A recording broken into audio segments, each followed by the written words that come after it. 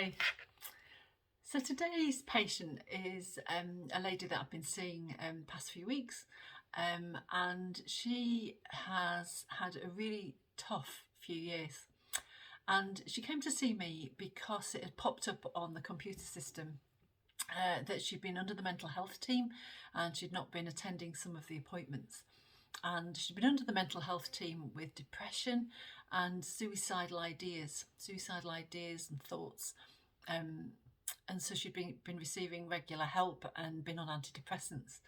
And it popped up because she'd missed a few appointments and they'd been trying to chase things up. So she'd been made an appointment at the surgery to come and see me. So I met her for the first time, and the first thing that struck me about this lady was just that she seemed really frail and really sad and just kind of really down on herself and looking down at the floor. She didn't want to look me eye to eye, and just a really, really sad lady. And we spent the first session just talking about her story a little bit. And her story was that she'd been in an abusive marriage for many, many years, that she'd been physically abused, emotionally abused, that she'd struggled to keep the home going, she'd struggled to get enough money to make the meals. And then one day she'd just realised that she couldn't carry on like this, and she'd taken the really brave decision to leave. Now, I've never been in that situation, but I know from patients who I've talked to that is really, really difficult. That when you've been in that situation for so long, that it's really hard to leave, and it's hard to take that step and to have the strength and the courage and the confidence and just the physical energy to do it and emotional energy to do it. But she'd actually done it, and this had been about 18 months previously.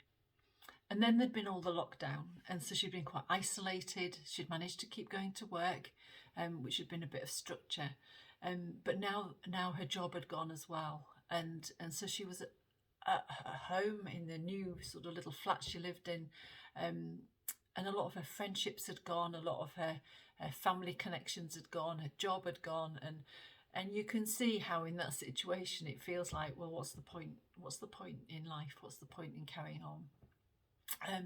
So she bravely told me this and shared a little bit of herself, and it was interesting because I just really felt that for that first meeting, that just to say well done, you've done so well to hang in there, and so well just to survive what's been so awful.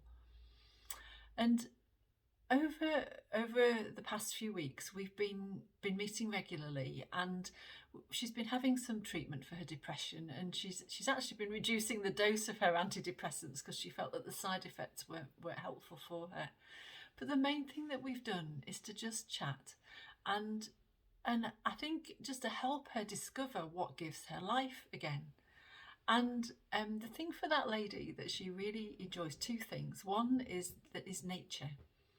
So she's always loved being outside in nature and plants and growing plants and just being outside and connecting with the natural world. So one of the things that she's done is to get an allotment and to start growing things again, and to start just digging the ground and watching what happens as the season changes, and connect with the land, and that's been a way of meeting people as well. And that's the second thing that's really made a difference from that matters to her is connection with people. She enjoys friendships, but it's been so difficult for her and so hard for her to talk to people in a relationship. But through the work with the allotment and the digging and the plants and the bit of confidence that's come with that, she's then been able to start to connect with people and to talk to people a little bit. And she's actually now started volunteering in a shop where she gets to see lots of people every day and connect with people every day. And so in a few months, that lady's gone from feeling like life's not worth living and what's the point, quite understandably from the circumstances she's been in, to having a hope and actually a joy in the day. And the last time I saw her, she actually said how she was looking forward to the week, and there was a good forecast for some sunshine, and how she looked forward to going out and digging the ground and seeing what the plants were doing and seeing what was growing, and the people that she was going to meet that week and connect with, and like a hope and an expectation for good that could come from her life. And alongside that, she's also been learning to be kind to herself, and to speak kindly to herself, and to just affirm in herself the good things that are there, rather than the shame and the guilt and the negativity and the fear that have been there for so long. She's actually starting to be able to say, do you know I've got something to give, and I'm really good at connecting to people, and when I have a conversation with someone, they benefit just as much as I do. And I'm doing really well this week, and I'm making big steps forward. And I do have a place in the world, and I do have a purpose. A bit like we talked about a couple of weeks ago, that her self-talk is starting to change, and she's starting to love herself again and value herself again. And there's something so special about that.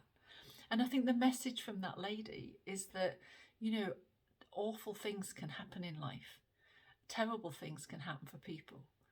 But she's chosen to make some steps, to take some decisions that have been really difficult. But actually, as she's dared to do that, some really good things have started to come for her. And that there is always hope of that. There is always hope of good coming. There is always hope of something different.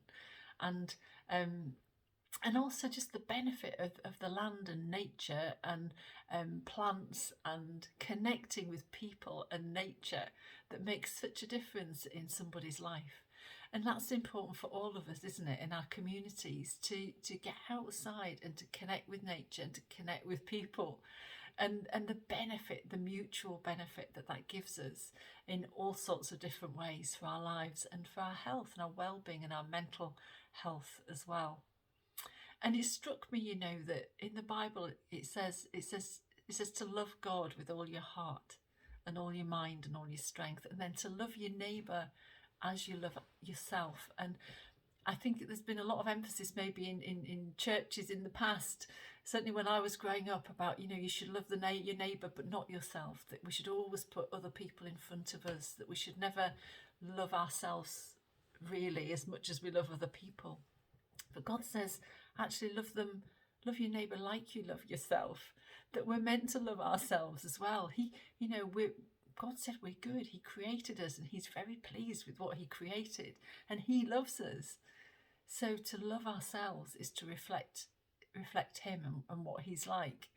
And that lady has been learning to love herself and to value the things that are in her, and the unique character and the unique gifts and skills and likes and dislikes that are in her, and to start to love herself. And as she's loving herself, she's then more able to love other people in the same way.